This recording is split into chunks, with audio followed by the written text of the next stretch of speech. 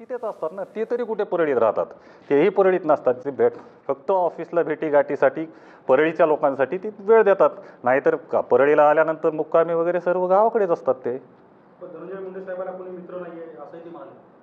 हेच त्यांचा जावाई शोध आम्हाला हुडकावं लागेल. कारण धनंजय मुंडे साहेबांना हजारो असे त्यांचे मित्र आहेत, त्यांच्यावर जीवापाड प्रेम करणारे आहेत. तेच मी सर्वप्रथम सांगितलं की आम्हाला फक्त धनंजय देशमुखांना आपलं संतोष देशमुखांना या न्याय पाहिजे.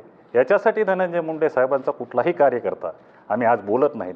आणि ते न्याय आपल्याला न्यायव्यवस्थेकडून घ्यायचा असल्याकारणानं अशा प्रकारच्या सनसनाट्या आम्हाला निर्माण करायच्या नाहीत. नाहीतर आम्हालाही बोलता येतं, सुरेश दसांबद्दल बोलता येतं. जे कोणी बोलतेत आज सुरेश दस किती धुतल्या तांदळाचे आहे ते दिसतंयच आपल्याला. कारण त्यांचा खोक्या आज बाहेर पडलेला आहे. आणि या खोक्याचा आका कोण आहे? कारण ते स्वतःच म्हणतात की की हा तो एक साधा कार्यकर्ता आहे.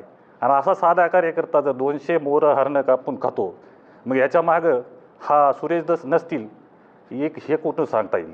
आणि ह्याच्यामध्ये सुरेश दस 100% आहेत आणि त्यांनासुद्धा याच्यामध्ये सहआरोपी केलं पाहिजे, ही बी माझी या ठिकाणी मागणी राहणार आहे. आपण जर बघितलं तर आजवर धनंजय मुंडेवर राजकीय स्वरूपाचे आरोप होत होते, परंतु प्रथमच कौटुंबिक स्वरूपाचे देखील आरोप केले गेले. काय कारण असावं या सगळ्यामध्ये? हो, निश्चितपणे आता काय राहिलंच नाही ना. आता काय दुसरा आरोप करायला काही राहिलं नाही, म्हणून कौटुंबिक हल्लेसुद्धा त्या ठिकाणी केले जात आहेत.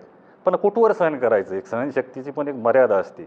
ज्या गोष्टीमध्ये कुठल्याही गोष्टीचं तथ्य नाही, प्रत्येक गोष्टीला कुठला आधार नाही, माध्यमांसमोर यायचं, कुठलाही बेछूट आरोप करत सुटायचं, त्याला काही अर्थच नाही ना. म्हणूनच आज कुटुंबावर आल्यामुळं कुटुंबातर्फे कोणीतरी बोललं पाहिजे. यासाठी मी या ठिकाणी माझी एक नैतिक जबाबदारी म्हणून मी या ठिकाणी आलो आहे. कारण महाराष्ट्राच्या जनतेसमोर चुकीचा संदेश जायला नको त्यांच्या माध्यमातून, म्हणून या ठिकाणी आज आम्ही आपल्यासमोर आलेलो आहे. हा विषय झाला, पण नंतर जे विषय परळीचे गाजतायत, विशेषतः जे चार्जशीट आलं त्या चार्जशीटमध्ये तुम्ही ज्या कार्यालयामध्ये बसताय त्या जगमित्र कार्यालयाचा सुद्धा उल्लेख आला की जी काही खंडणी मागण्यात आली वाल्मिक कराड यांच्याकडून, तर ती खंडणी या कार्यालयातूनच मागण्यात आली असं स्पष्टपणे लिहिलेलं आहे. आपल्याला माहिती आहे इथं काय चालायचं? नाही, मला माहीत नाही की चार्जशीट मी पूर्णपणे वाचलेली नाही.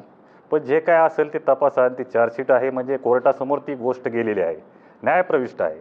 आणि कोणीही या ठिकाणी आम्ही कोर्टाचा आव्हान कधी करणारच नाहीत. आम्ही सरळ म्हणतोय की जे काही याच्यामध्ये कोण कोण दोषी असतील त्यांना शिक्षा झाली पाहिजे. धनंजय मुंडे साहेब तर पहिल्या दिवसापासून म्हणतायत, पंकजाताई म्हणतायत, असं कुठलाही विषय समजू नये की मुंडे कुटुंबाचा या आरोपींच्या मागे याचा त्याचा कसलाच संबंधच नाही ना. की आम्ही पहिल्यांदापासूनच मागणी करतो की यांना कडक शासन झालं पाहिजे.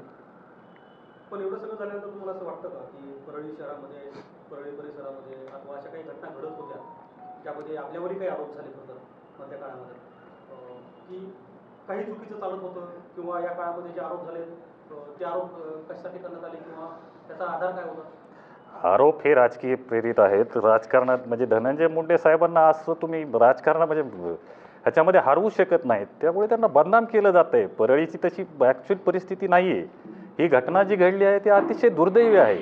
त्याचं कुणीच समर्थन, जो ज्याला माणसाचं काळीज आहे असा कुठलाही माणूस त्याचं समर्थन करू शकत नाही. पण नाहक त्या ठिकाणी परळीची जी आज बदनामी त्या ठिकाणी होत आहे त्याचं खरंच अतिशय वाईट वाटतं. तुम्ही पहिल्यापासून जर संतोष देशमुख खात्याबद्दल पाहिलं असेल तर त्या सगळ्या प्रकरणामध्ये जे आरोप झाले त्यातले 2-3 आरोप कायम सातत्याने होते. त्यातला एक आरोप असा होता की परळीमध्ये राखेची वाहतूक होते, अवैध पद्धतीने होते, वाळू मोठ्या पद्धतीने बाहेर उपसली जाते, त्यात अगदी गाड्या लावून स्टाईलने गाडी म्हणजे वाळू बाहेर काढली जाते. हे आरोप मी ऐकले. हो, आरोप मी ऐकलेत ना, पण या आरोपात कुठलंही तथ्य नाही. कारण थर्मलची जी राख आहे वेस्टेज राख असते, जे की आज आपण पाहिलं, मी लहानपणापासून पाहतो आपल्या इटके कॉर्नर चौकामध्ये एक बोर्ड लावलेला आहे की ती राख खऱ्या अर्थानं ती वेस्टेज राख आहे आणि ती लवकर उचलली पाहिजे. ती जर तशीच ठेवली तर आजूबाजूला प्रदूषण त्या ठिकाणी मोठ्या प्रमाणात होतं. आणि आज आपण विटभट्ट्यामध्ये म्हणजे विटांमध्ये जी राख वापरतो ती तिथलीच राख आहे ना. आणि आजूबाजूच्या थोडासा उद्योगधंदा त्या ठिकाणी मिळतो, एवढंच त्या राखेचा विषय आहे. पण त्याला आवचा भाऊ करून कुठंतरी कुणाकडे 100 टिप्पर आहेत, कुणाकडे 200 टिप्पर आहेत. मला तर एवढं तुमच्या माध्यमातून म्हणायचं आहे की सुरेश दसांकडून आपण ज्याच्याकडे समजा माझ्याकडे किती टिप्पर आहेत त्याच्या RC बुकची मागणी आपण केली पाहिजे. ते त्याचे पुरावे मागितले पाहिजेत. आता ते आरोप करून पळून जातात, लगेच दुसरा आरोप करतात, पहिले आरोप विसरतात.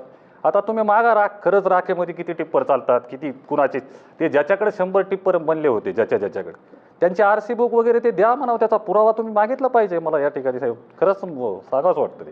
साधारणतः 2 ते 2.5 महिन्यापासून हे सगळे आरोप होत आहेत, परंतु त्यानंतर तुम्ही आज माध्यमांसमोर येऊन ही भूमिका स्पष्ट करताय. उशीर झाला सगळ्या गोष्टी? नाही, उशीर माझ्यातर्फे नाही झाला. माझा विषय एवढाच होता की माझ्या कुटुंबावर अतिशय चुकीच्या पद्धतीने आरोप होत आहेत. जे काही आपण पूर्वीचे आरोप होते त्याच्यात धनंजय मुंडे साहेब वेळोवेळी व्यक्त झालेत, त्यामुळे मी व्यक्त होणं अपेक्षित नव्हतं. त्यामुळे आज खरंच कुटुंबावर आलं. आमच्या घरातील सर्वात ज्येष्ठ व्यक्ती ज्यांनी की सर्वांनी म्हणजे त्यांनीच आम्हाला लहानाचं मोठं केलं आहे. मग अशा विषयी चुकीची जर गोष्ट जात असेल तर माझ्या मनाला त्या ठिकाणी पटलं नाही, म्हणून मी आज या ठिकाणी आपल्यासमोर आलो. आपण म्हणालात की धनंजय मुंडेच्या पाठीमागे पूर्ण मुंडे कुटुंबीय आहे, परंतु पंकजा मुंडेंनी असं म्हटलं होतं की धनंजय मुंडेंनी याच्या पूर्वीच राजीनामा देणं गरजेचं होतं. नाही, त्याच्यावर त्यांनी स्पष्टीकरण दिलं असेल असं मला वाटतंय. मी त्याच्यावर बोलणं, मोठ्या भावा बहिणीबद्दल बोलणं मला काही संयुक्तिक वाटत नाही. चला, ओके, धन्यवाद. तर आपण पाहिलं धनंजय मुंडे यांचे बंधू अजय मुंडे यांनी स्पष्टीकरण दिलेलं आहे. तर माझ्या कुटुंबावर चुकीच्या पद्धतीचे आरोप केले जात आहेत असं देखील मुंडे यांनी म्हटलंय. धस किती धुतल्या तांदळाचं सगळ्यांना माहिती आहे असा आरोप त्यांनी धसांवर केलाय. कारण नसताना धनंजय मुंडे यांना बदनाम केलं जात आहे असं देखील अजय मुंडे म्हणाले.